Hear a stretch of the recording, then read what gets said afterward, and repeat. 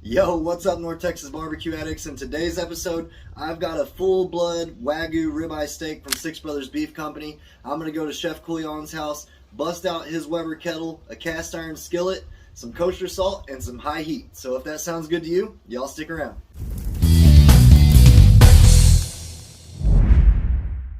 Alright everybody, so we got our Weber kettle fired up to about 325, anywhere between 325 350 degrees. Because really what we're wanting to do with this Wagyu steak is sear it real hot and fast. So we don't want any in-between time on our cooking. We just want to get this thing done. We're talking literally like a minute and a half each side. And we're going to put this cast iron skillet right over the charcoal. And while we do this, we're going to go ahead and spray it just a little bit. You could use a little bit of the fat from the steak if you wanted to. But we're going to hit it with a little bit of canola oil. Not a ton, because the more oil you use, the harder it is to create a sear. So I'm going to shut this lid down. I'm going to let that heat up for about 3 to 5 minutes. We're wanting to get anywhere between 350 to 400 degrees on this cast iron skillet surface. And then we're going to sear this Wagyu steak up. So y'all stick around. Alright guys, so we're at about 350 degrees on this side of the cooker. Check that out. We got this beautiful Wagyu steak, 100% blooded Wagyu steak. We sprayed this down with a little bit of canola oil. We didn't season this at all yet. Oh yeah, listen to that. Let's go ahead and press that down. I'm going to shut the lid down. We're going to let this cook for about a minute, maybe a minute and a half, and then we're going to flip it over. This is a thicker Wagyu steak than usual. A lot of Wagyu steaks are so thin, you can cook them literally about a minute each side. But I'm thinking this is going to break down to about a minute and a half each side. So I'm going to shut this down, let this roll at 350, 400 degrees, and I'll catch back with y'all when we're flipping it over.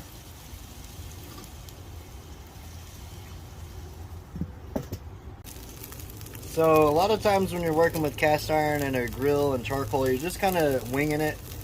We said we wanted to cook this about a minute and a half each side. It's really been about 2 minutes on the first side. But check out that crust. That's exactly what we're looking for. That sizzle, that sear action. Again, we didn't season it at all. We're just cooking the meat right now. Getting a really good char on the outside of our steak. Press down the edges to make sure we get all the edges in contact with that skillet. We're going to shut this down and let that go for about 2 more minutes, and then at that time it'll be all done. Before we rest it, we're going to hit it with just a little bit of kosher salt and let that really soak into the steak, and then we're going to cut it up and try it out. So we'll catch up with y'all when we're pulling this bad boy off. Alright y'all, so we're rolling about, I'd say 350 degrees average on the kettle. That sizzle's what you want to hear. We got a little bit of kosher salt. Like I said, we didn't season this before we cooked it. I like to season Wagyu after it's cooked because those juices are out. We're going to let it rest and let that soak up all that salt. And honestly, you could put some pepper in this if you wanted to, but I really don't see the need. So we're going to do that. We're going to flip it. Look at that sear. Beautiful. Just hit it with a little bit more kosher salt. Don't skimp out on the salt. Get some good salt. Do kosher. Better granules. There we go. This bad boy is good to go. Check that out. Beautiful. Dripping. Got that salty goodness. We're going to go ahead and put it in this pan, let it rest for about 5 minutes, and then we'll cut into it and give it a try. Alright guys, so we've been letting this rest for about 5 minutes in this aluminum pan with the cover on it. It's really important to rest your steaks. Honestly, anything that you're cooking, at least a little bit, just to let those juices recollect. Speaking of juices, look at how much juices came out of this steak. Got a beautiful crust on there. Pretty good looking steak there. Again, this is 100% Wagyu, 100% blooded Wagyu steak right now. So we're going to keep these juices because we're going to pour that over it after we cut it. But let's go ahead and get down to nitty gritty. So the best part on a ribeye is the spinalis, the cap right here. This is where typically a butcher's not going to give that to you. So we're going to go ahead and take that.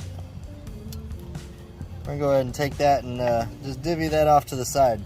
That's the best cut on the entire steak right there. I mean, it's all going to be good, don't get me wrong. So let's go ahead and cut down the middle. See how we did. Got a good crust, completely juicy.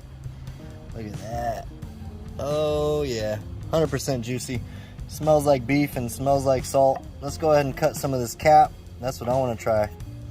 Right there, 100% juicy. You see that fat rendered down beautifully. It's gonna keep all this beef nice and tender. All right guys, let's I'm gonna go ahead and slice this up a little bit more and we'll turn the camera around and give it a try. All right guys, just like that, in 3 to 5 minutes you can cook a beautifully cooked Wagyu steak. Get a cast iron skillet, use a grill, use a stovetop, whatever you want to do. This has so much marbling in it, it's going to cook quickly. So 3 to 5 minutes, you've got a perfectly cooked medium, rare, medium Wagyu steak, and this is what we got. Just kosher salt, cast iron skillet, and 350-degree heat. So let's check it out.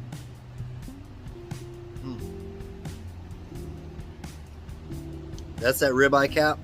I'm not even making this up. It dissolves in your mouth. So think kind of like pork belly tender, think beef, think steak, and all that combined. That's what that ribeye cap is. Appreciate y'all for hanging out. Make sure you check out Six Brothers Beef Company. And until next time, peace. Y'all keep on barbecuing. Check out some Wagyu steak.